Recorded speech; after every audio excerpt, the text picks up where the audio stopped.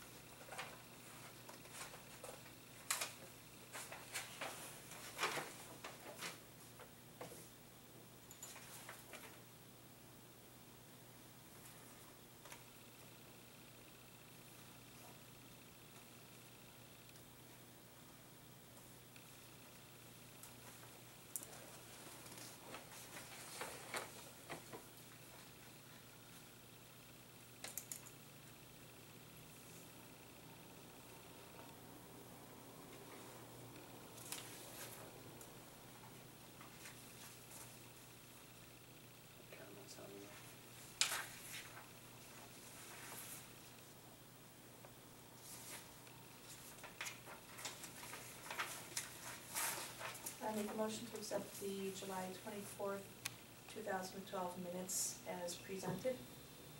Second. As presented, all in favor? Aye. Aye. So that vote is unanimous. Opportunity for public comment? Nothing at this time? I'll be the public. Sure. Sean's been doing some work here, so why don't we just let him, Yeah, because he wanted to give us a Yeah, I just 5-minute talk to presentation him about a little bit of work that he's bit. been doing up by West Hill. This is I spent the last 2 years doing a watershed management plan for Morgan Brook watershed because it's been listed on the EPA bad impaired waters list. So in other words, it's a contaminated waterway that the EPA is requiring the DEP to clean up. The source of contamination, which is E. coli bacteria, is unknown. So the first thing I did was I applied for a grant to walk every single tributary and every single stream channel in the watershed to do a visual inspection or a track down survey to find out what might be going on in the watershed.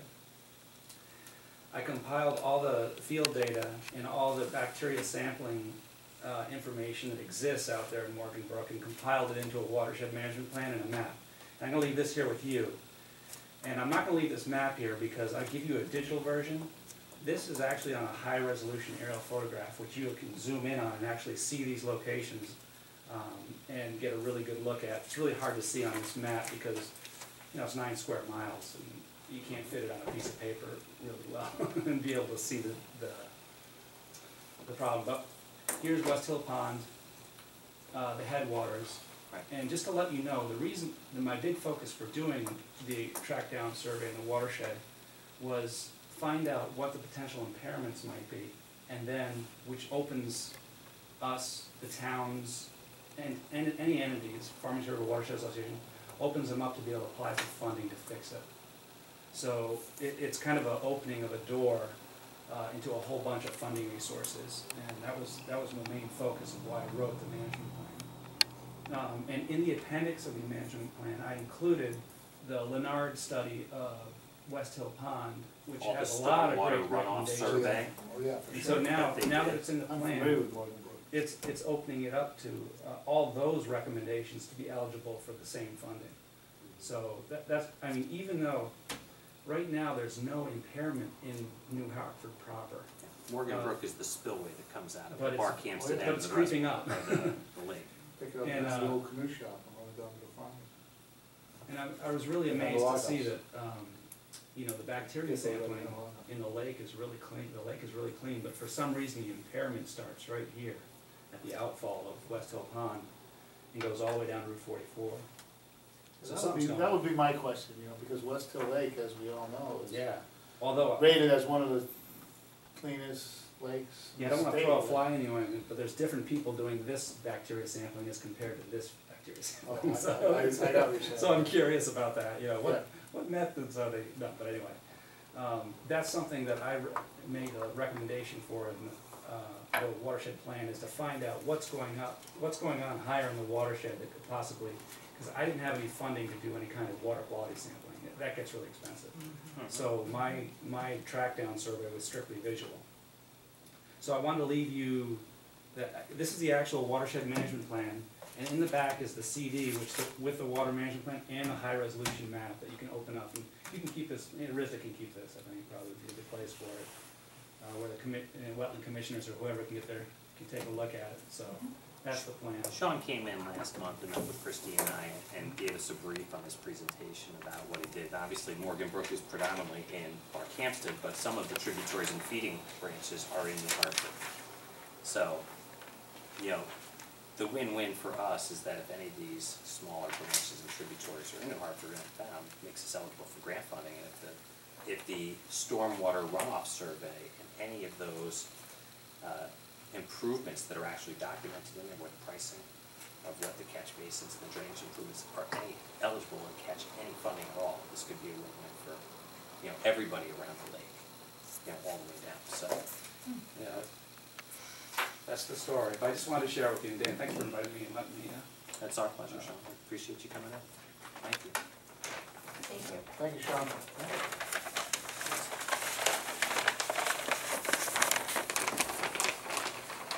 Okay. Moving on to our operations updates, we have a lot going on. I'm gonna leave the big one, the statewide emergency management drill to the end, because Christine's gonna give you her perceptions of how we did. We've been moving right along in the field house. The field house, with the exception of one safety push bar on one of the doors, this year's improvements are basically complete. I am gonna try and work with, maybe the Friends of Brody for a little bit of extra funding to see if we can't have the floors painted. But, the firewall is complete, and now a new storage garage for all the municipal equipment is segregated with a 1-hour firewall. All the lighting, the, heat sensors, exit lighting, you know, all those safety improvements that are required by fire and building code have been installed, and now the building is capable of housing up to 300 people, 299. You can't do 300 just owners. 299 is the legal code limit. So we've taken from January of this year when we did the roof, and now these code violations curing, taken a building that is basically useless and turned it into something that has some, what I think is some really good potential. So we've been working along with that. That's great. We're still waiting, as I said, for the one push door, but our contractor's working on that. The steep grant proposal that we talked about at our last meeting, we did end up modifying our steep grant. Christine and I, while I was on vacation, we were corresponding by email. It wasn't much of a vacation because I spent 2 days writing the steep grant out of my 3 days in North Carolina. But we did modify it to include the Greenwoods Road, economic development with Hurley property that we had talked about. That was our unanimous agreement, is we need something here right now that can impact commercial development. So that was the tenor. We tried to do a combo of trying to get to the other industrial park. It was just too big. We sat there, and in the end result, we looked at it and said, we didn't get, the grant last year, and now this would make it bigger and more confusing and harder to read. Let's bring it down and make it a little smaller and go with what we discussed. And actually had Senator Whitcoast here today and did a road tour of the specifics of the steep grant so he can start working at the state level to see if he can support it, and actually have Representative Szymanski come tomorrow morning. So we're working those guys hard to make sure that they're supporting our applications to see if we can't get some more funding. So that's going along good. Tanglewood, I updated you guys that the vast majority of the improvements were done. Everything basically is done now on Tanglewood, except for the backfilling of the curbing. We spent an extra $25,000 on professional curbing and driveway aprons in that neighborhood. People are doing backflips. It looks like it's brand new. It's awesome. I think the total cost of the job came in about $110,000 for that road. It's about 0.8 of a mile. Usually you get about a mile for that. We did some extensive layment construction. We took out about a third of the road and redid it all because it was just, and they had some drainage, rebuilt about 10 or 12, I told you guys the story. At least 10 or 12 catch basins. Doug and Joe were over there for a couple of months. And really by doing that, we had Tim Traub and Hemlock working on Steel Road. We'd never be where we are on Steel Road right now if we didn't subcontract that job out. But, so, a lot of emails coming in, a lot of happy people over there. And the guys were over there trying to sneak a couple hours in at the end of the day to again backfill some curbs. We actually borrowed a soil distributor from Comer Contracting, which is a conveyor belt system that goes on the back of a dump truck. Dump truck goes off and feeds the soil out and lays it right behind the curb. Saves a lot of time. And from what I understand, Comer's trying to work a deal to maybe sell us that piece of equipment, and that could be a time saver for us, because if we continue to do these type of road improvements, that's a valuable piece of equipment we might consider. We also did some additional catch basin work on Victoria and one for the school district up at Antolini and the Circle, and the guys helped out. Amanda Shaw at Antolini took out several stumps and things like that, did a little landscape work for them, and actually mowed a little bit of their ADA ramp going up the back, just kind of help them get ready for school. Got a nice letter from Amanda Shaw thanking the town for our efforts. How about all the mowing at the front of the entrance how was the DOT do that? DOT does that. DOT does the Oh, nice. state right of way. Yeah, they just finished it. So They that's, wanna cut back the trees now. Well, Morgan wants the trees cut back. You can see the fire trucks coming down the road. oh Good yeah. idea. Well, I know that I've had repeated talks with Morgan and some of the other firefighters about that turn Yeah. and how people come up there. It's Yeah. not our land. No, I don't I know. mind if they No, cut it, no. but then it's not ours.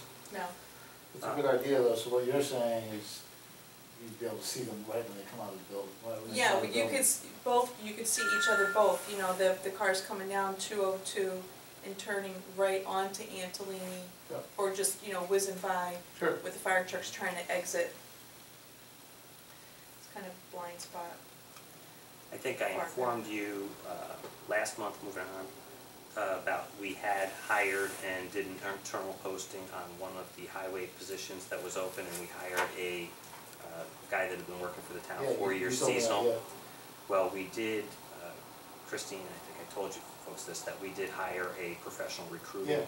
agencies last month to screen and make recommendations for the next highway position, and we've actually just consummated that. We hired, I think it's A.R. Mazzota and Middletown, who screened all 83 applications, gave us 4 finalists. We interviewed the finalists, and we did hire a guy by the name of John McLaughlin, who will be starting next week.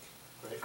John comes to us, he's from Torrington, but he works in Bridgeport right now, and has a lot of experience in drainage contracting. He works for WPCA, which also does all of the road improvements in Bridgeport, and has extensive knowledge of clean water, wastewater, repair and replacement. So for us, it's only clean water, obviously. The town who does not do sewer lines, but they do a lot of catch basins, and this is what this guy's been doing for 4 or 5 years for them.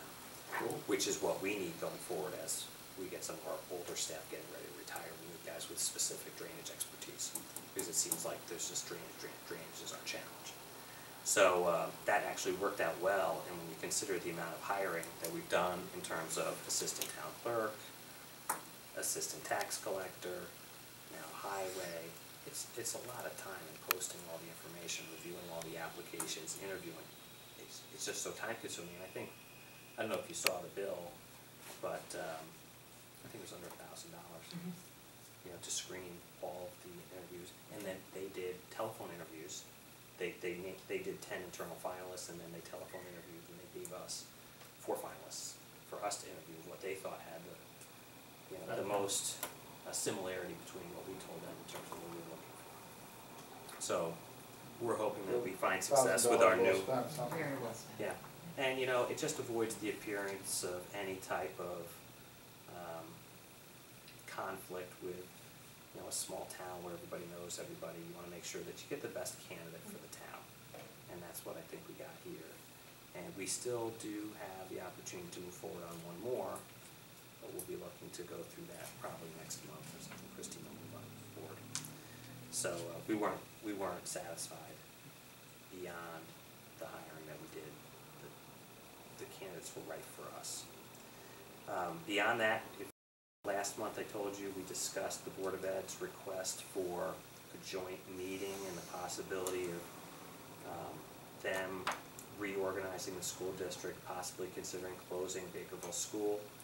And we did send a request for information for them, or information on their proposal.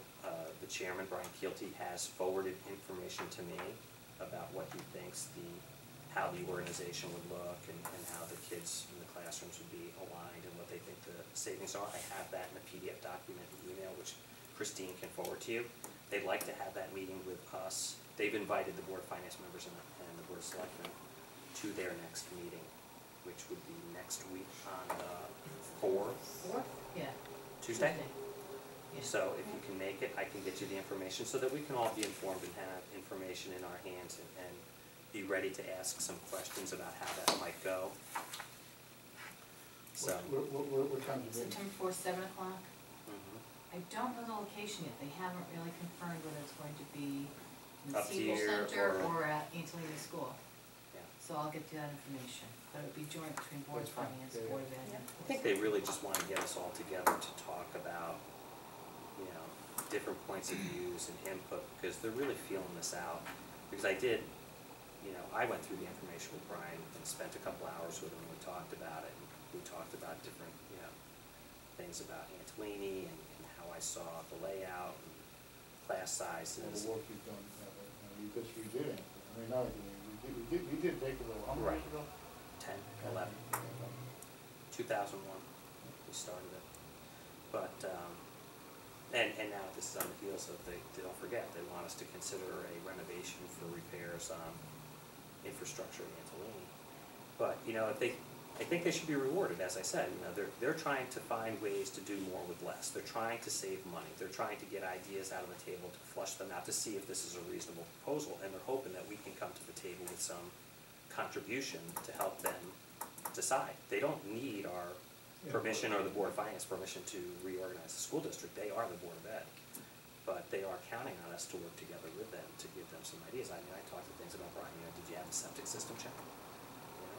I go up there sometimes in the spring, so, there's a lot of kids in there. That's a big system. If that were to need repair, that could be quite costly. Things like that I see, and then, it would look to me that in some of the information that the school would really be full, you know, with the contract sizes, what would happen, how many kids would it require before you had to reopen, you know, what would happen. So, a lot of things to talk about. I think we should all go and participate and hear what the general input is from Board of Finance members and the others, you know, see what happens, see where they go. So, more updates, the FEMA checks. Remember I told you all those FEMAs from the fall storms were all individual projects. Well, the approvals just keep coming in. We keep on getting more and more approvals from the feds by email. I don't know if all the checks have come in yet, but they started coming through dribs and drabs. We did get approvals from the FEMA administrator for something like $140,000+ in storm-related repairs that Christine and I and Annie went through. We'll be getting 75% of that, which is over $100,000. We only budgeted $35,000 in our budget, so we will be looking good on the revenue side. And then beyond that, went to Brian Ferrati's Eagle Scout, another Eagle Scout out of ESA Troop 19. Last year it was David Marchena.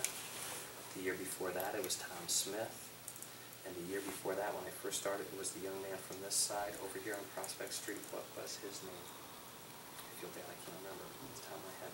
But they had an amazing, I think they said in the 22 years that they've had an astounding number of Eagle Scouts come out of that troop. They really work those kids hard.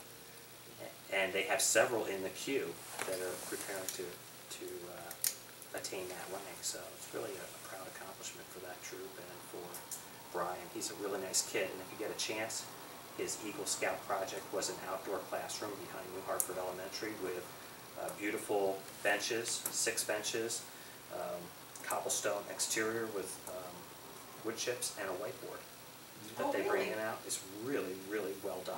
Wow. So when you sit there and look at a project that's really nice and actually that will get used, I'm telling you, those kids over at New Hartford Elementary will be using that all fall. It's really nice. So they take the whiteboard in and out. They'll leave it out to the Right. But really did a nice job. He came in, he got all the permits to do the building permit and everything with his father. And just a good kid, you know.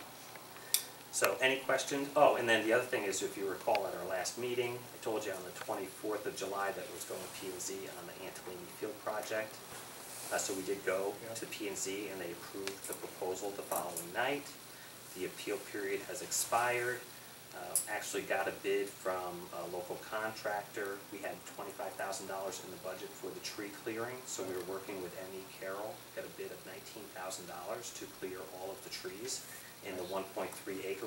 And get this, the erosion and sediment control, all of the silt fence and the hay bales and all the things that the P&Z requires, the construction drive to do that, $4,000. So the erosion and sediment control to do the job right per spec, you know, is almost 25% of the actual cost of cutting the trees. But you have to do what you have to do to keep those guys happy. And we're doing a site walk with Jed Carroll, who is the western abutter to Antolini, to see if there's a way they can actually work with wetlands and zoning to see if they can bring their machinery in through the woods. Through their property. And there would be no noticeable difference of bringing the trucks in and forth. So it may be a huge home run here if we can work this out. One of the contingencies, there was no real conditions other than what we said we were going to do to get this field, you know, into a practice field shape. But one of the things they did say is, you know, do you think that there'll be, you know, we didn't want to see work going on while kids were in school. So M.E. Carroll is working on a proposal for us that they would be working afternoons, weekends, and holidays, because they anticipate it's a 2 to 3 week job. You know, it's not like we're going to be planting grass this winter, but you know, we get through and get the pallet cleared, and then start working on next year will be to level and bring in the 2,200 cubic yards of fill, and we'll be ready to go. So it looks like our plan, the budget numbers that we talked about all through the budget season were pretty much right on, and you know, hopefully, knock on wood, we can get those trees down and Carol can get the job done outside of the school calendar, you know, when the kids are in session. And the only components that we have to do were the 2 things is we have to put that's not under contract, a safety fence along the field, and we have to do a little bit of the driveway where they have the riprap at the end so dirt doesn't come in. And we are going to provide a truck to get rid of the stumps. So we do that a lot with local contractors. So Other updates, we did Hemlock Construction, who did the emergency repair out on 44 last year for the WPCA. We had money in the downtown improvements. We got a bid from them to come back and complete the repair of the sidewalk, $9,500 plus or minus, so we've hired them to complete the job, to get that nice new sidewalk down. So they're starting, and you can actually see they put the stakes in today, and they're gonna be in next week to do that. And also working with them to do the ADA ramp, which I'm gonna talk about under our capital reallocation. For the funeral home, right? No, No, ADA ramp at Brown's Corner, Oh, Brown's Corner. which is the last component of the site plan. So, any questions on updates? Okay. You got them? Did I cover it all? Got it. Good. So, okay, let's move on and talk about capital reallocation and Steel Road, which I didn't wanna go through. Steel Road is coming along, big time. They made a big push today. One of the byproducts from last meeting to this meeting is that in doing all of the drainage work, the Hemlock construction contract is complete. Roger's gone through it, Doug's gone through it. We did make a couple little modifications about extending some pipes, making them a little longer, because frankly, when you install these new pipes and you look at the spec, in some areas, there were bottlenecks in the road where the road width was only 17 feet. Very, very narrow. So the engineer came in some places said, well, let's make that 25, 26 feet. He's adding on 6, 7, 8, 9 feet, but it is a visual thing when they start to excavate and they clear out all the shrubs and the flora and fauna on the side to see how deep the pipe goes. It still looks very narrow. So we've got several complaints and suggestions from local homeowners. Holy cow, that's not narrow. And you try to explain, look, It's not narrow enough. or it's still narrow. Still narrow, yeah. And you try to tell them, look, we have just made the road Yeah. 7 or 8 feet wider, yet you never saw that side because there were a lot more trees there. We've widened the trees, and a lot of the underbrush and growth has now been removed because there's been an excavator in there. So it looks different. So in a couple areas we did move it out 2 or 3 more feet. In other areas we didn't, but we went through and measured everything. Doug went through the whole thing. But one of the interesting things that came out of that whole process is Tim Traub, who's Hemlock, is a licensed engineer, PE, as well as our consulting engineer, Roger, who's been helping us supervise the project. When they cut in the cross-section to put in these new pipes, and they examine the cross-section of earth that is revealed, absolutely no stone under the ground. So Tim, doing the work, says, listen, if you don't add some stone to this job, this road's gonna last about 4 or 5 years, and it's gonna start cracking. Every spring, it's gonna thaw, it's gonna turn into mud, big truck goes down, crack. That's how it happens. It's the silty, muddy soil. He says, you need at least 4, 5, anything over 4 inches, you'd be fine. So I asked him, what do you think an estimate for that be? He said, well, $30,000, $35,000 for the areas that we have not put any stone. Don't forget, in the central section, part of Hemlock's contract was to raise the road, so we've added a lot of stone in the 700-foot section of the middle of that highway. Got Roger to go down there. He's like, yeah, you're crazy if you don't have stone. So I dealt with Lasso, who is doing the grinding and the paving. Please modify your bid and let us know. Estimate $42,000 for more stone. So, talk to them, holy cow, 42,000. If you look at our drainage budget, we're talking about 60,000 drainage, 225,000 grinding and repaving. Price keeps going up, but how do you not take your engineer's opinion and your experts say, you gotta do it? The question is, how do you find the money? So, and I'll just tell you, I'm gonna pull out.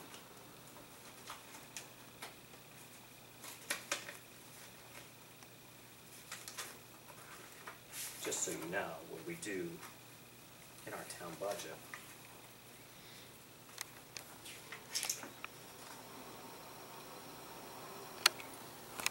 When you look at our road maintenance drainage budget, every year it's $45,000. So if we chose to try to fund the entirety of that one allocation for Steel Road, we would single-handedly Yeah. kill that budget. So my thought process was, we gotta find some portion of that money. And the obvious solution, I think, is some of the money in Brown's Corner account. That is, we have the bid to do the last component of the ADA, which Tim Trott gave us an estimate is roughly 18,000. We did, I did make some copies of this just so you can see. Every year Annie does a capital account breakdown. This is for last year, which shows what we have. And it shows the checks that have been written to every account. So you can see, as it stands right now, you have $57,000 in surplus funds in Brown's Corner, with the real outstanding obligation by the site plan being the ADA ramps. And we know that we have a bid at $17,008. Let's call it 18,000. So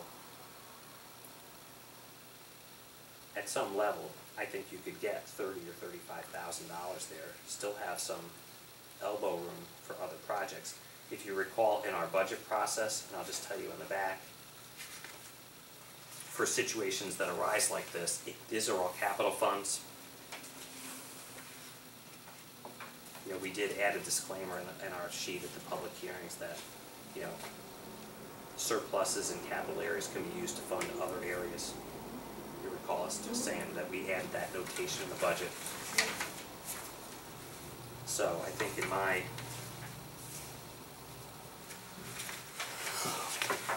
estimation that if you took the value of the Hemlock contract to do the ADA out, you're left with a balance of $39,765.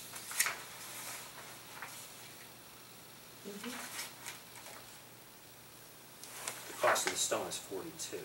We could make up some of the stone cost in our drainage budget in the highway. We don't have to do all, but we certainly can't afford to entirely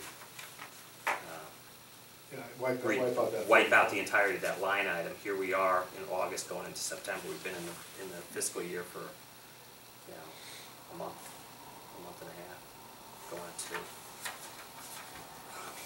So Annie's preference is that if we choose to go this route, the motion that she asked for was a motion to appropriate some value, $35,000 from the Brown's Corner capital. How did she word it? From Brown's Corner capital line item to pay for expenses incurred on Steel Road and drainage improvements. So there's nothing else at Brown's that we want to do besides the ADA? There were only 2 things out there that I had in the back of my mind. One of which was to repave the basketball court, which I was just going to do out of the paving budget because it's only a couple $1,000. And then the only other thing is possibly considering having Mike Cother go down there. I have a bid from him for about $3,000 to redo the expansion tanks on the soccer. You know, that the well down there is a very slow well to regenerate. So when you get on very, very busy days where you have multiple sports, especially in the fall, you get fall ball, fall softball, travel soccer, and football all on the same day, they have bottomed out the well. They only have a 40-gallon expansion tank and a slow well. If we were to put on a 300-gallon expansion tank, 2 150s, and don't forget, we changed all the toilets to low-flow toilets. So we've done the environmental stuff on one side, but if we gained a little bit of that, I think you're done. So, you know, we have a lot of opportunities here. We could entertain proposals from RAC. We talked to them about possibly having some excess funds here. You know, they could come forward and we could entertain. We've got Dan here, I know that we've talked about it in the past. But we do need to take care of a little bit of town business and some subsidy for the stone bill. We can always revisit the issue. you know, we're not gonna have a bill for the stone for another month, but we should get it on the table if you wanted to do a motion now, just to cover it. And just to interject, the reason why this was suggested from a capital line item is that this is a capital project, Mhm. and That's right. they fall together. Right. Mhm. What about the balance left over from the industrial park washout remediation? Rista's You need working that? on that slow.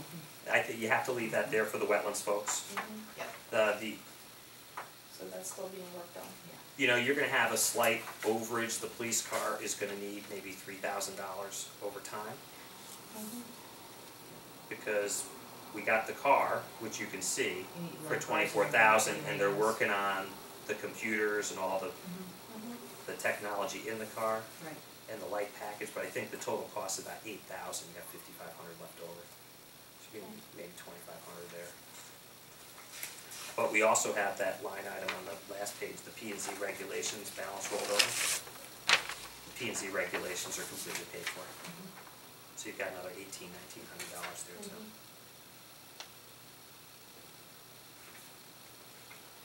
Any thoughts? Yeah, why don't we save a little bit of money left in Brown's Corner,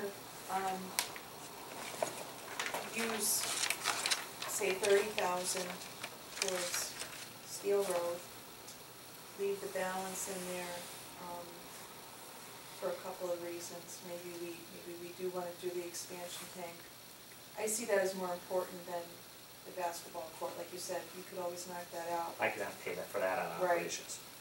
And then if we do decide to do that, then whatever's left over from there, maybe we can find a good rec project to put it towards with rec input. And maybe, with the extra couple, 2,000 from the P and Z regulations as well. So that could be 35, 4,000. And then you Sort could of take, project. then you have the 45 that you take from the drainage. Well, I need 12, You need 12 we'd end up more. taking Get 12 12 out of there. the drainage. So Yeah. then take the balance out of drainage. Yeah, And you still have town hall equipment replacement sitting with conveniently. Yeah, so. Well, yeah, but we're still at the beginning of the year. no, I know. No, this is last year. Oh, this is last year's? This is last year's budget. Well, where's this year's? She hasn't even, we She haven't didn't touched enter it on yet. here? It's not So listed she on here. will end up. Of course, Okay. you know, we did our 5-year capital plan, which you have, did you attach them to the minutes? Or did you print them out? Yes, sitting back there. That's, I mean, you guys Oh, know, we we got did our that, 5-year we got capital that. plan, and that will mirror it Mhm. for next year, so. Yeah. We can come back and still grab Yeah. next month if you want to. I'm okay with it. Let's get the stone paid for. Or we can consider a rec project out of the town hall. Next month. We could do that too, yeah, We could relay that information to Dan if they had something specific they wanted to right. Do, do. You know, or they wanted to, like they did, some of their capital was for trail improvements. Maybe they wanted to go a little bit more money or something like that. When you see, you don't see what those bids are until you actually get out there, so you were thinking 30,000 For steel. for steel out of the 42, plus or minus? I'm okay with that. You okay? Makes Alright, good so- sense, cause you still leave a balance in the Browns Corner, you still leave a balance in the drainage, from the 45, you take 12. What do you think about the expansion tanks? I mean, It either doesn't way, seem right that we run out of water up there, I must not I think we bottomed the well 2 or 3 times last year. and I would say you'd probably get them, or at least. look But we into it. did just put in the low flow toilets. So, well, if the low flow, I guess what I'm saying is, I would say, Somebody's got yeah, something to yeah, say. go ahead, say it. Go ahead, say it. I would say, I'm I just mean- gonna interject that there has been an issue with the turbidity, which is the clarity of the Yeah, water sure. over at Brown's Corner. Our test results keep coming in really close to where, it's not as clear as they want all the time. It doesn't mean it's not potable, Yeah. it's just not nice looking. And the reason that they think that it is this is because you're drawing that water all the So time from the fast. bottom of the well. Whereas if you have the expansion tanks where It that would water's sit- allowed, sediment would go down. yeah, something to consider. I did see Mike Kother literally today in Hoffman Harbor, and I said, we're probably gonna be talking about you tonight. But, I mean, without objection, I would hire him. And Well, just it's get not- on his I mean, list, it's he's not- busy. It's not a huge No, it was expenditure. How much? 3,000. Yeah, I was gonna say. Don't forget, you have to then go building permit, cause you gotta tear off that addition, and you're gonna have to build a new Shed to cover it. shed to cover, cause it's gonna be bigger. You know, it's gonna be twice, Well, the other thing 40 gallon holding tanks like this. the use, two the 150s use is gonna are get the bigger white too, ones. though, you know, I mean, This would hold it forever. I guess what I'm saying is if I'm a user of the facility, and 2 or 3 times a year that I go to use the facility, I don't have water at the facility because we bottomed out the well, is what you're saying, am I understanding it correctly? Always on Sundays, Yeah. always around 3. Yeah, that's probably, that probably doesn't, sit that well with, I mean, if you can fix that for $2,500 or $3,000, I would be in favor of doing that. Did Tim have his hand raised? He did. Totally, Just yeah. let Jack finish his thought. Yeah. It's not public comment, but from a rec perspective, I might wait and see what the low flow, because both of the times that we ran out, my understanding is was during the really dry periods that we had last year. And the low flow toilets in conjunction with going back to more of a normal, rainfall season, it may take care of it, and, you may be able to put off spending the money until next year, because we've had huge issues with those old toilets just flowing all night long, because somebody left them Getting stuck. on and forgot to, check them before they locked up the bathrooms. But, I had the same issue with my water at the canoe shop, it's potable, but it doesn't look like it is. Right. No one drinks it, no one will drink it for that reason, so now we have bottled water, what do you call it, water coolers. Well, no one the water's using for cleaning, because we sell bottled water. We just, And so no one's they- drinking it anyways, No one's drinking it. Right. and that's, That's what I tell the health district. Right, it's just the health Like, commission Yeah. that's concerned. mhm. That's just, That's, fear of- that's a decent segue, because I have to tell you, last year, at this time, we were instituting, we had Mike Kother go up to Brody Park. We submitted to Department of Public Health, Browns Corner is a water company, registered, transient, non-community water company that we administer. Mike is a licensed operator to do work on those systems. yeah. When we did that, we called the state and said, Brody Park should be one too, because if you serve water to more than 25 people on a daily basis, then that's the criteria, and of course, they both do. So we basically went through the process. We had it inspected, met with a woman from DPH who came out, and we started tracking, because we were talking about septic and redoing a septic up there, and who would be the regulatory body to oversee putting a new septic on a property that already has 2 septics on the lake. Right. It all depends, from our engineer, by law, how many gallons of water per day you use. Well, last year we put on the water meter, things spinning like crazy, and the readings are outrageous, and we're like, what the heck is going on? Well, we come back this year, low flow toilets, Don Burton redoes, the ones in Berkshire Hall are low flow toilets. All the ones in the little cabins, same thing of what you experience. Now, all of a sudden, going through the whole 9-week summer season, 300, 400, 500 gallons a day, typical usage that you might expect. A typical home is like 250, and nothing unusual. So it was worth the time to put the low flow in. Costs us a few $100 per take a check. So, I don't know. Anybody was there a motion on the table? Did you make a motion? I was about to. Did you wanna read it, give her some language, or just use that? Just change the dollar amount.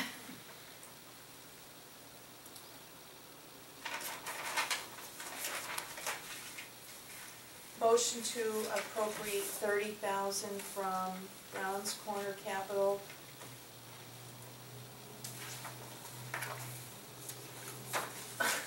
I'm sorry. It's in her It's my Espanol. Espanol. It's my German. What are those 2 words? Line item. Line items, yep. Okay. Yep. I see, I wouldn't capitalize those, but line item to pay for expenses incurred on Steel Road, Road and drainage. road drainage improvements. Yeah. Road and drainage. Yeah. Improvements. Is that it? Is there a second to the motion? second. Any Any other discussion? All in favor? Aye. Aye. Okay, so let's use that money and we'll cover the rest from drainage. Okay, next on our agenda, number 5, purchase the town truck. For years, the town has dealt with Marola, who is our supplier of trucks. Their salesman, John Russell, non-commissioned salesperson, very nice, very informative. We've been working with him through the entirety of the budget season. John has gone through, we met with him, a couple of guys from the road crew who have experience driving these trucks, and our mechanic came over, went through the whole entirety of the spec, which looks like something that you, if you've never bought a big truck before, you wouldn't realize. It's not like buying a new minivan. So, What do they want done? we are buying, you want me to read the highlights? No, just tell me, no, and pass it around. An F-450 or an International or? No, we are buying a 2013 model 7400. And let's just see, it is, and I want to get the horsepower and the torque, which is the big enchilada. I think it's a 315 horsepower, which is up. The last machine we got in 2008 was a 300 horsepower with 960 or 900 pounds per foot torque, and a 315 horsepower, 2,000 RPM, 950 pounds per torque, which is what gives you the ability to push snow. With the plow, with a stainless steel body. The big thing that we have with ours is when we buy trucks, the stainless steel body is almost $8,000 upcharge compared to the regular body. And the reason why is that it handles salt corrosion better. So you can buy the carbon steel body in lieu of the stainless steel and deduct $7,228 from the sum total cost of $145,460. But I wouldn't recommend it, the foreman wouldn't recommend it. And this is something that has not been done in the past because money's always been an issue. We have always geared our budget presentation on $150,000. I talked to John today, I said without any exception, I don't think anybody's gonna stop the ball from rolling. The big thing here is that we need to make a decision about financing. Marola Auto Sales, dealing with, I think it was either GE Capital or the people that they finance with, has offered us a deal at 3.87%. I have talked to our friends at Northwest Community Bank who have offered to finance the truck for 3 years at 3.5%. So I would suggest that we keep our money with our local hometown bank with a motion to approve financing over 3 years with Northwest Community Bank. That's what we need to do today. We have already set up the system where we have, and if you look in our budget once again, in our capital budget,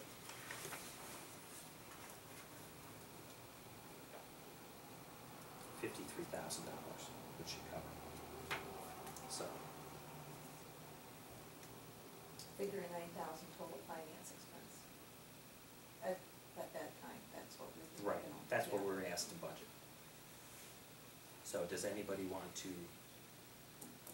So what would be the 3-year finance at the 3.5%? depends on whether you go quarterly or annual payments, Do you have that? upfront or in arrears. No, I can give it to you if you want, but my battery's gonna die in my car. Okay. I like the idea of financing at the lower rate with Northwest Community Bank. So I would, well, I can make a motion for that effect. If you wanna discuss it more, you can. Well, the only other thing I was gonna tell you also, We do have some of the lowest interest rates in the country, so we Right. might as well take advantage of them if they're willing to finance it for us. It sounds like, the total cost of the truck, the only other thing that John was recommending was that the the truck, excuse me, comes with varying levels of warranty. The engine, the drivetrain, the electronics, the injectors all come with 3-year warranty standard. For $2,500, we can upgrade that to a 5-year warranty. We just replaced the single injector in one of the other trucks, was $1,500. The transmission, specifically to go from 3 to 5 years, another $475. So for $2,975, which still keeps us within the $150,000 allocation, gets you 2 more the years specifics of, extended warranty. yeah, and the repairs on these things. Just so you know, which I know you guys sign all the checks, and I only sign them when you're not here, last month's repair for trucks was $14,000. We blew out a rear end on one truck, we blew out a turbo on the other, an injector on the third, and then we had one of the smaller trucks, I think the oil pan, and they had to lift the engine to do it. So maintenance is a huge issue, and I think with getting the stainless steel body, which rust, It's gonna last a lot longer. it's gonna So last why not- longer, why not get the and the warranty for an warranty, extra 2 years? we have the budget, the town has voted. You know, we could try to nickel and dime a couple $1,000s, but I think you get the best truck you can for what you told the people you're gonna try and get it for, and you make sure it lasts. Our thing is that we're not gonna hold title for 3 years. I don't mind financing it through Northwest Community Bank, and I just tell them, you know, maybe this is the truck that you use it for snowplowing, but you lay off in the summertime. Hey, Right. you know? Yeah, don't beat it up, yeah. The thing about the stainless steel body, they say also, is that it's softer and it dents easier. Okay? I didn't think that that was a make or break for me. I thought, I look at our trucks, and we should have a meeting where we go through corrosion is the biggest issue. They are loaded with salt, driving in the nastiest conditions, and the salt spreader is not behind the truck. It is underneath in the middle of the truck. The whole thing is just covered with what eats up these trucks.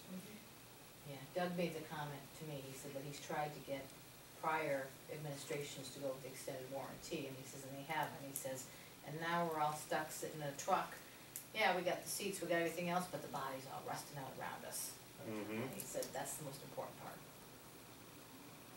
If you know, I mean, you know, I'm not a big guy on buying the extended warranty, but because of the cost, you know, of repairing a vehicle like this, it's not like you're buying it for your car, you know what I mean?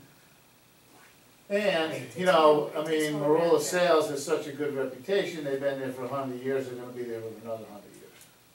Well, Marola, and this is the other thing, is that Marola, when something breaks, They're right here, yeah. the towns that buy from them get preferential treatment. Oh, for sure. You know, and we buy all our trucks from them. You could try to go out and you could try to save Save some money $3 here, grand, yeah. but they are, most of the towns in Northwest Connecticut that buy trucks, and I've talked to several of them, they just got the contract to replace all the trucks in Washington. You read the story about how the town garage caught fire, Yeah, 5 or yeah, 6 trucks, they got that contract. Sharon, they just bought the trucks for them. A lot of the towns go through those guys. They specialize in doing that. What do you think? I'm losing my about the- battery. What do you think about the? I wanted to give you a I agree. specific. Yeah, I mean, you know, it's such a big item, you know, it's not like we're buying the extended warranty on a washing machine, you know, that you could replace for the cost of the warranty, so Right. what's the total cost of $2,900? $2,900, Gives you the transmission, which, yeah, when you add that into your payment over 3 years, Did you do that before? well, about $11, right? it's not 148,000. What did you do? 148, oh, 148,435. Yeah. Total price. I'd entertain a motion to buy the truck, the specs are here, and finance it through Northwest Community Bank, who gave us the best rate. And they are, by the way, our approved Yeah. lender, they hold all our I accounts. second that motion. You gotta make it, Oh, you want, that's it, you can't make it, okay. Yeah. Well, I make the motion to purchase the truck as submitted and finance it through Northwest Community Bank in New Hartford. with the For 3 additional. years. With extended With the warranty. extended warranty for 3 years. Sounds good. Second. Any questions? All in favor? Aye. Fantastic. That's it. And you can see the notes on the one page back. the one page that tells the engine and the drivetrain tell the whole story, but you gotta know what they had on the old ones. Okay, moving on. Stole my pen. No, he stole my Oh. pen. I just did something But I on mine, I think don't know where. Yeah. There it is, I got it. Okay. Okay, capital, moving on. Okay. Phillips Farm debt service, this is just an FYI heads up, I know I've mentioned it to Alicia, and I might mention it to you also. Town meeting vote purchased the development rights to Phillips Farm in 2008. Long, lengthy town meeting, did the appropriation to purchase the property and to approve the financing. At that time, I think it was Bill Baxter was before that, who was kind of setting the land preservation fund. We changed our zoning, which allows the town to collect fees. Some developers can get more density. They don't give us, you know, the old days, we used to do a subdivision, they always used to give us open space, the wet mucky stuff in the back. They changed the zoning, said, no, you can have that, you can get a couple more lots, but you're gonna give us a fee in lieu of the open space, and then we're gonna buy whatever we want, and that's how Phillips Farm, and I believe it was the first purchase in them, wasn't it? Was it Phillips or who? I think it was Phillips. I think it was Phillips. So suffice to say, we implemented this land preservation fund, we've been collecting these fees, and we've been paying off Phillips Farm. We are now in the last year of Phillips Farm. I was under the understanding last year that last year was the last payment, but it was not. It was revealed to me through Dennis Dix, our financial advisor. I was always told that we had 3 payments. Well, we had a closing in 3 payments, sum total of 4. And we have a payment due of about $150,000, and we've had no residential development in town. We only have $40,068.23 in our land preservation fund. In 3 weeks, we have a bill paid due of $150,380. So of course, I talked to Ben Whitty, talked to Christine, we called Chip. Chip was unsure what to do, said, hey, call your auditor. I don't know how you guys do this, I don't know about the land preservation fund, gotta call Chris King. You know, do you need a town meeting, do you not a town meeting, how do you do it? Can we just pay the bill? I mean, obviously we've gotta pay the bill, we had a town meeting to approve it, it's not like we can stop now. Talked to Chris, he read it, sent me an email, which I can share with you guys, basically says, hey look, I've read it, it appears to me the town definitely approved the purchase, approved the financing, understood that the land preservation fund was supposed to pay the debt service, but there was a caveat in there that it may or may not do it, and that the selectmen have the ability to pay the bill. We have to pay the bill. So we did get that email from him. Christine talked to him on the phone Yeah, today. he Was followed there the anything phone else call. revealed? He just said that through his review of the documentation, that We if sent- there was a discussion in there that the land preservation fund may not have enough money That's right. when the 4th payment came along, and that there may need to be some internal borrowing, or is it, what did he call it, inter-fund loan, is what he Okay. said. He said, and he was fine with that. So anyway, after hearing that, I talked to Gordon today, instructed him to make arrangements to do it. And Chris noted that we have to book that as a receivable, okay? And we should, of course, be the auditor, start making notes, that the open space land preservation fund has to pay the general fund back, okay? That's the way it works. So we have to basically, Gordon is going to do a transfer of $110,000, whatever that balance is, That was my question, we're gonna use the general fund. yeah, but you're gonna use the 40 that's there, or some of the 40 that's there, Mhm. or you're gonna use it all? Oh, no, we're gonna clean out the Oh, account, wow. Yeah. and then we're gonna take whatever we need to make the Yeah, we payment. discussed this before, by the way, too. Did we? Yeah, 2 months Okay. ago or a month ago. Well, the bill is coming due on the Yeah, 15th so- of the so month, pay it. Yeah. coming up, It's not a and big deal. I'm just Yeah, notifying yeah, you. yeah. And now, I did let Gene Cronauer, who is the chair of the Open Space Planning Commission, know that, You owe, Yeah. you owe us. That will 110,000 plus, right? I need you to sign, 1177. Yeah. I need you to sign this IOU. Right, yeah. So, hey, everybody loves Phillips Farm, it's done. Yeah, you can't renege on it. It's obvious the town of New Hartford lives up to its commitments, and it's a done deal, and we will take care of it. I did notify Ben Whitty a couple months ago that it was coming, might be an issue, and that we would cover it. So just notify you that it's done, and I'll let the Board of Finance know. The whole thing is, it was dying, that we'll take care of it. Okay, moving forward. Any other questions on that? Going forward, approval of the highway contract. I briefed you guys on the terms and conditions of the contract in executive session. You can reveal it, the principals of the union president and vice president have signed the contract. I have not yet signed it, which means we don't technically have a deal until we review it publicly with you guys. The terms and conditions of this contract are basically the same in terms of the changes that we made to the NAGE contract last year. Over the last three-year contracts, we had increases that range from 3.5% to 4+%. I think the annual average of increases around here has been 3.8.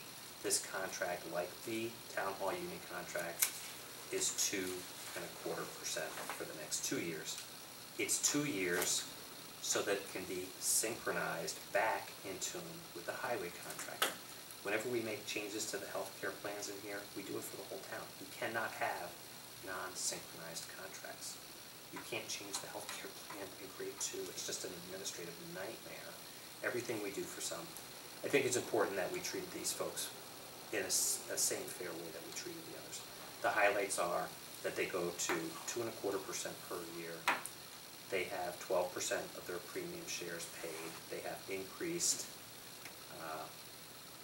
co-pays like the town hall union employees. So they are paying more of their health care, which provides the town savings. We did run a surplus in the health care line item of almost $90,000 because of the changes.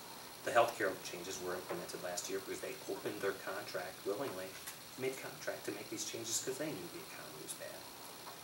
It also codifies the changes that there are no more union employees that get, no new union employees that will get pensions as part of their compensation. They'll get the 457B, which is like a 401k, and that they will partially fund that for the first time. And we actually have this new highway employee that we just hired, and now this new person that have agreed to these conditions, and it's a change.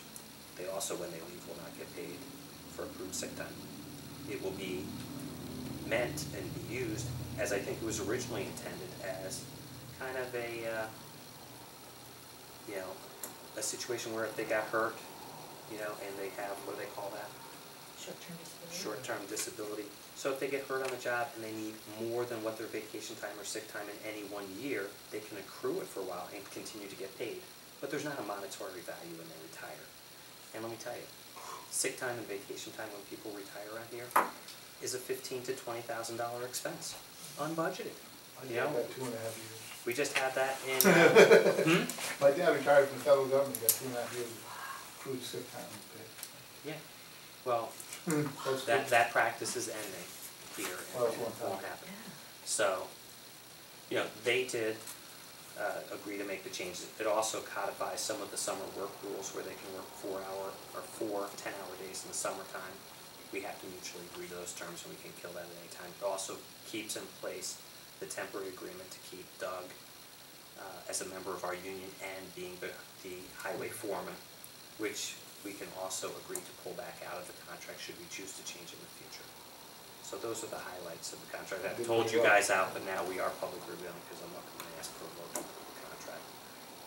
You can read the text in the office after the fact, but those are Or the an terms. email. Does anybody need more information? Do you have any other questions? Anybody want to vote to approve the contract? I make a motion to approve the highway contract as negotiated on, Or the term? for the term July 1st, 2012 to June 30, 2014. Yes. You get a second? Second. Any other questions about the contract? All in favor? Aye. Aye. The union rep, which is not a requirement, is coming to sign off on it anyway, and I will sign with him tomorrow. Okay, fantastic.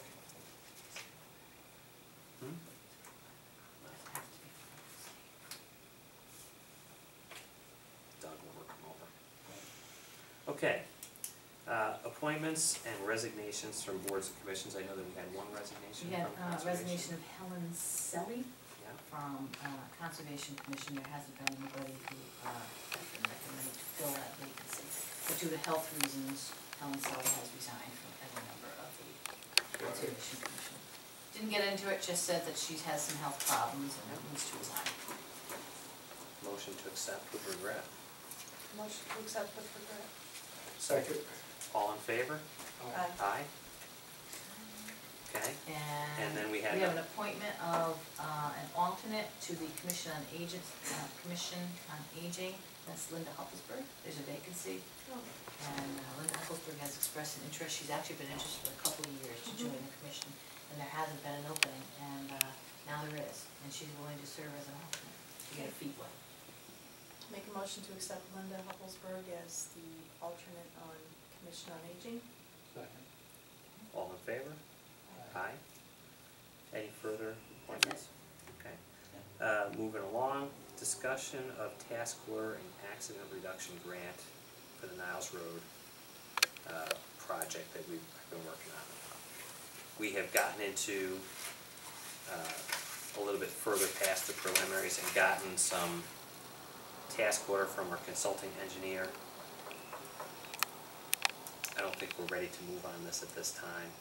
The whole concept of the project in the preliminary budget, I think, as I told you last year, in last year's fiscal year, was that this was a $400,000 project in a 90-10 world where we would be responsible for about $40,000 of the construction, but we would be responsible for all engineering, all land acquisition, all surveying, and any easements or rights of way.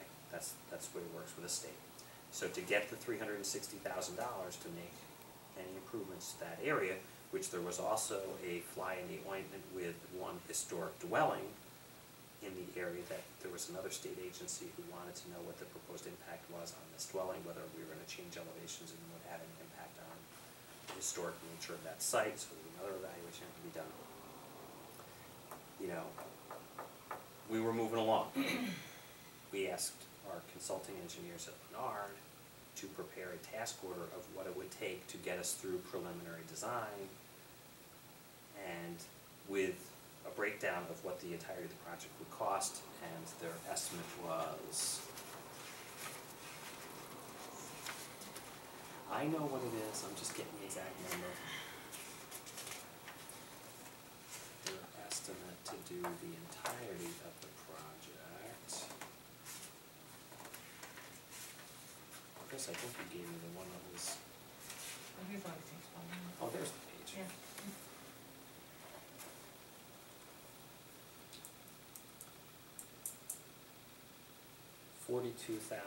$42,750, which would include, if we chose to hire them, an additional $13,100 if we wanted them to do bidding service and construction administration. So $56,000 in engineering services. Well, we don't have enough engineering fees in our entire budget to pay for this in any one year, and then all of a sudden, your $40,000 project to do a safety improvement program is now $100,000. So, And that's just the What did they- engineering, what did they- that's what not did- any acquisition or Right. Oh, that's right. easement. What do they wanna do, widen it? we wanted to change the elevations, soften as you come down out of Brody Park South through Bill Gray's property, and That was, but didn't, Bruce did that, he did that. A long time ago, remember that years ago, that used to be like a roller coaster years ago. it still is. And we Not compared actually, to what it was though. we documented still 10, what do they call it when they have they lose the lane? 9 to 10 accidents in the last 3 years where people just fly Just over. right. So it still is one of our worst areas for accidents. But it had to be, what, 12, were you here? I wasn't here when that was done. Bruce No. did that, Yeah. 12 or 15, I whatever It he is. was. Worked on It's a it. He tough did, it area. was a bad Where area you come years off the ago, hill. in the It still 70s, is. Yeah, it still is, but I mean, it was real like a goat path. I think it needs some further study. The thing that I would note is that while it seems like a lot of money, to get through the preliminary design phase is $9,500. We have a lot of existing commitments for our engineering funds right now with the downtown redevelopment and the sewer that I need to check to make sure that I have all our contracts right. I'm not ready to move on this right now because it's a lot of money. I wanna talk to Todd more about it, talk to Christine about construction bidding and construction service. We had Linda Pregno, if you recall, when, before your time, when we did the West Hill, Oh, really? right, that Yeah. grant. Pregno was what, Composite with type Lennar, material. right? Who's Linda Pregno? She is a former state employee Yeah, yeah, who yeah. does construction administration Yeah, on yeah. these type of federal projects. She knows the ins and the outs Yeah, of yeah. it. Oh, yeah, And she does it as a, she knows the forms. I tell you, all I do is I go sit in the office and sign forms with her for an Yeah. hour.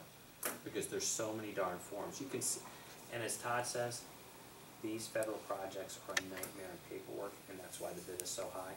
yeah. Right. But I just wanna let you know where it was and where we're going with it, so you have a status update, but I don't know that we can authorize that much money right now. I think I need to do a little bit of research and bring something back to you. I just want you to know where it is. It's not to say that we might not be able to find the $9,500 to get through preliminary design, but don't forget, we still have some public outreach to do, to talk to the people in the area, to let them know. I mean, we've been doing our research internally, you know, and talking with our engineers and everything, but you still gotta get the property owners in line and see if they're in line with what you wanna do before we start talking about spending this kind of money. It's great to reach out for a grant, but you know, if it requires easements and takings and moves, and I know there's stone walls in the area that we're talking about, And wetlands. you know, we gotta make sure that everybody's in tune with this, because ultimately the goal is to make it safe for everybody in town, but you know, you gotta get some buy-in from the locals. So, we got some research to do, and that's all I wanted to update it on. I'm not ready to approve it at that level of funding. Correspondence, I did tell you that we got a nice letter. Proclamations. Well, proclamations. Proclamations. The three Okay. of them. Great. Constitution Week, we do a proclamation, we did one again last year we There's did. gonna be some exhibit at the libraries, that's why they wanted this one done Okay. again this year. I'll just read it and then we can seek a motion to approve. Whereas the Constitution of the United States of America, the guardian of our liberties, embodies the principles of limited government and a republic dedicated to rule by law, and whereas September 17th, 2012 marks the 225th anniversary of the framing of the Constitution of the United States of America by the Constitutional Convention, and whereas it is fitting and proper to accord official recognition this magnificent document and its memorable anniversary, and to the patriotic celebration which will commemorate it, and whereas Public Law 915 guarantees the issuing of a proclamation each year by the President of the United States of America designating September 17th through the 23rd as Constitution Week. Now, therefore, we, the Board of Selectmen of the Town of New Hartford, do hereby proclaim the week of September 17th through the 23rd as Constitution Week, and we ask our citizens to reaffirm the ideals the framers of the Constitution had in 1787 by vigilantly protecting the freedoms guaranteed to us through this guardian of our liberties. In witness whereof, we have hereto set our hands and have had the town clerk of the town of New Hartford affix the town seal on this 28th day of August in the year 2012. Motion? To Make a move? motion to Approve the resolution as approve written. the resolution is read. Second. All in favor? Aye. Aye. Okay, same pen, please.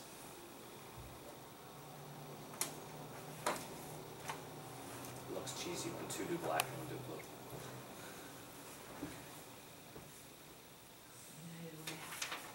Huh?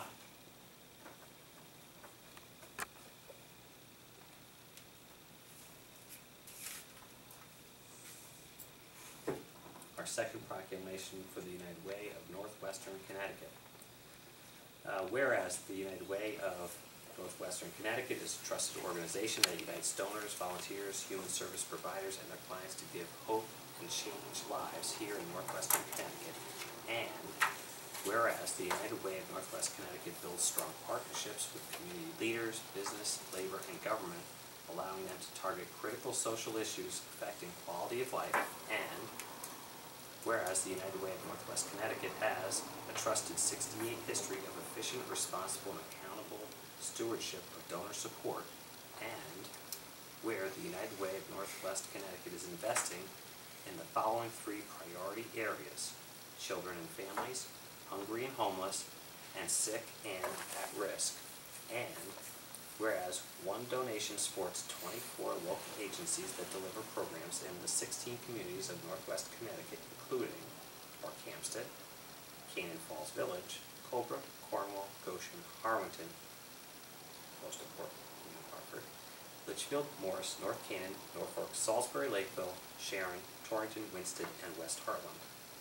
Therefore, be it resolved, on behalf of the members of the legislative body of these towns, we, the elected representatives, do hereby proclaim September 10th as United Way Day. As the Board of Directors and Campaign Cabinet officially kick off their annual fund drive to give hope and change lives here in northwestern Connecticut. Motion to approve the proclamation. I make the motion to approve the proclamation as read. Second. All in favor? Aye. This one's just me. Yep. And third, It says lymphoma, leukemia, lymphoma, and myeloma awareness month. okay. Resolution recognizing September as leukemia, lymphoma, and melanoma awareness month. You wanna just? Whereas, Want us to read I it? thought I read the last one pretty You well, did and there was pretty well some the hefty first- writing in there. Go ahead, don't stop. I had a fourth one for Brian Ferrati too that I just did because you guys weren't around. Okay, so I had to do it solo. I even had to write it and type it. Somebody was on That's right. vacation. Okay, our proclamation reads, whereas blood cancers currently afflict more than 1,012,533 people in the United States, with an estimated 140,310 new cases diagnosed each year. And whereas leukemia, lymphoma, and melanoma will kill an estimated 53,010 people in the United States this year. And whereas the Leukemia and Lymphoma Society, through voluntary contributions, is dedicated to finding cures for these diseases through research efforts and the support for those that suffer from them. And whereas the Leukemia and Lymphoma Society maintains an office in Wilton and Meriden to support patients with these diseases and their family members in the state of Connecticut. And whereas the state of Connecticut is similarly committed to the eradication of these diseases and supports the treatment of its citizens that suffer from them. And whereas the state of Connecticut encourages private efforts to enhance research funding and education programs that addresses these diseases, now therefore be it resolved that the town of New Hartford in the state of Connecticut joins with the Leukemia and Lymphoma Society in designating this month of September 2012 as Leukemia and Lymphoma and Melanoma Awareness Month to enhance the understanding of blood-related cancers and to encourage participation in voluntary activities to support education programs and the funding of research programs to find a cure for them. All in favor of approving the proclamation? Aye. You want to make a motion, Matthew? I know, that's why I was saying. I'll make a motion to approve the proclamation as read for the Leukemia, Lymphoma, and Melanoma Society. It doesn't require any signature, just note in the record. Second. Second. All in favor? Aye. Aye. Okay. And like I said, I did a nice proclamation. Would you like me to read it for No. Mr. Ferrati? No. I have a picture of it, because I wanted to show Mrs. That's Hayward okay. that I could actually That's type it fine. all up and do it myself. Okay, correspondence. We do have that nice letter from Principal Amanda Shaw, who I saw today, and I have a meeting with tomorrow at 8 a.m. Tillmanini School. Please extend our sincere thanks to the town road crew for removing the stumps in the circle at 8 a.m. Tillmanini School. Their willingness to help is greatly appreciated. We really are grateful for all that you do and to your staff, and that your staff do to support the Annie and Tillmanini School community. Cordially, Amanda Shaw, Principal, Annie and Tillmanini School. Very nice of her. What are you doing Anything with else? her tomorrow? What are you doing tomorrow? Tomorrow I have a meeting with CL&P to inspect some utilities, and then I have a meeting with. I made up an Antoni's, because you said you were gonna meet with her. Yes, yeah. Right, Oh, she is oh, coming with me okay. to meet with Okay. CL&P to Okay. inspect some utilities. We're doing some research on trying to change the location of some utility poles Mhm. and how the traffic patterns work in Antonia School, so I've got John Gazo, who's a local guy who does work for CLP and does a lot of their alignment stuff, and he's gonna come out and meet with us and talk about what it takes to move stuff around. Barry, maybe Barry? Well, they're above ground, but if we could move some poles around, we might be able to make traffic work better for Sure. parents that pick up and drop off students. So I've talked with the superintendent about it, fully supports the effort, but we gotta work together and get some people out. And of course, Dr. O'Reilly is up to here the first day of school, so I kind of spearheaded it to get those folks to come in. And I've already had we have a municipal liaison who I've already met with once, so this is a follow-up Mr. Gazo is an estimator, who can really tell us what's all involved. And of course, Amanda's definitely involved with the whole thing, being a principal. And then after that, we have a meeting with the wetlands, our wetlands administrator, Rista, and the folks from M.E. Carroll, who are gonna do the tree removal, in terms of working to see if we can modify the construction sequence to possibly come in from the other side, inspect the site, see if there are any wetlands or soils issues, to see if we can work with the zoning folks to maybe modify that to make it actually better, so that the school community may not see that much heavy equipment, which could be a good thing. That'd be great if they come in from the other side. Yeah, if it works, knock on wood, it's all about the soils and the regulations with Rista, and she's the one who has to go out there and do that. So, any other One correspondence? bit of correspondence from there was an email from the Cable Advisory Council for Charter Communications. The town of New Hartford has 2 open seats on the advisory council. This is something that if you know of anybody who's interested in serving on the Cable Advisory Council, forward the names to me, they're looking for 2 representatives. The meetings are in Newtown, once a month. I'll put it on the website, just so you know that there is such a thing as a Cable Advisory Council. That's why you have a problem. Dina Waker used to serve on it. Hey, She's if no you go down longer there and able tell them to. the rates are too high, I'd be glad to go, but it's in Newtown. It's in Newtown. That's why it's hard to get anybody to serve. $100 to watch TV. I know, it's crazy. Isn't that crazy? Doesn't seem Just pull the fair. thing out of the wall, Yeah, absolutely crazy. yeah. So that's it. Anything else? Just so you know, and then the other thing will be, in our, any business, we have 1 request for. Just Oh. one. Linda brought it up this Oh, we didn't have any, and then, our tax collector, Linda Sheffield, has brought forth one One tonight. request 5 o'clock. for $33.49 on a Honda Civic 2002. And her reason was military exemption, applied after it was paid. Would anybody like to approve tax collector Sheffield's request for a $33.49 refund? Make a motion to approve the tax refund as presented by the tax collector. Second. All in favor? Aye. Show that as unanimous. Yep. Any other business to come before the board? You have an executive session related to, Mhm. yeah, that's it. We do have an executive session where we're gonna go in and offer, discuss, conversation, dealing with a potential land acquisition. As always, as first selectman, I do get a number of different offers on different properties. People do approach the town frequently with different opportunities, and I do bring them to you as soon as possible, but as they could be a negotiation, I don't make them public until after we discuss them. So, if there's no other business to come before the board, I'd entertain a motion to enter executive session. I make motion to enter executive session. Second. Time, please, just so I can record it. 8:30. Thank you.